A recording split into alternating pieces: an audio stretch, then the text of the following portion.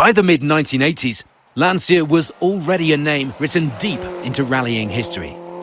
From the Fulvia to the Stratos and the fearsome 037, each generation had pushed technology to its limits. But as the Group B era reached its height, Lancia set out to build something that would, quite frankly, rewrite the rulebook. Once again, the Lancia Delta S4. Developed by Abarth in Turin, the Delta S4 was a world away from the humble road car whose name it carried.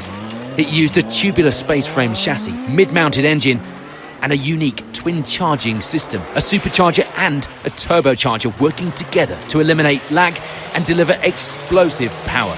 All of that, along with four-wheel drive and lightweight construction, meant the S4 could go from 0 to 60 in under 3 seconds.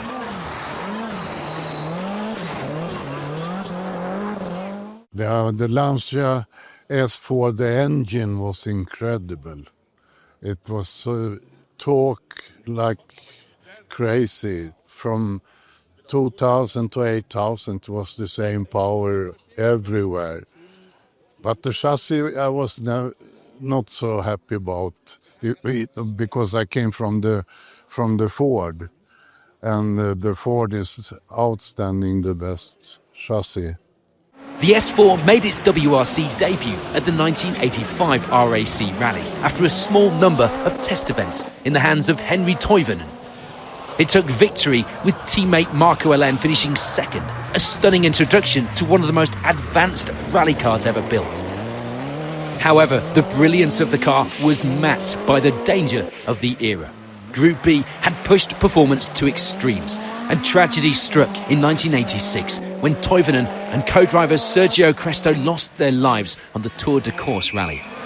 The FIA reacted by banning Group B at the end of the season, bringing the S4's career and an entire era of rallying to an abrupt close.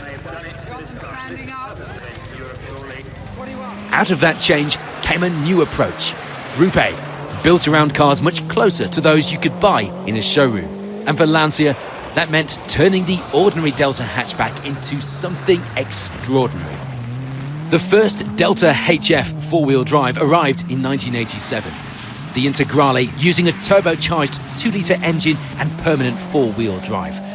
Right from its debut on the Monte Carlo rally, it proved dominant.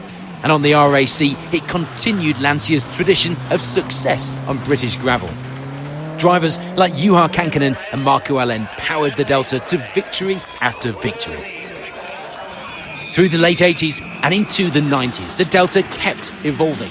The Integrale 8-valve, then the 16-valve, and finally the wide-arched Evolution.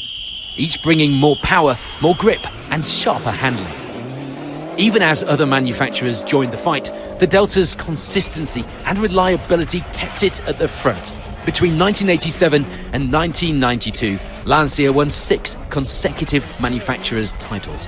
And while the factory team would eventually step away, privateers continued to fly the Delta flag in national championships long after its works career had ended. By the early 90s, rallying had changed again, but the Delta's legend was secure. It had survived the craziness of Group B, mastered Group A, and left an indelible mark on rallies across the world.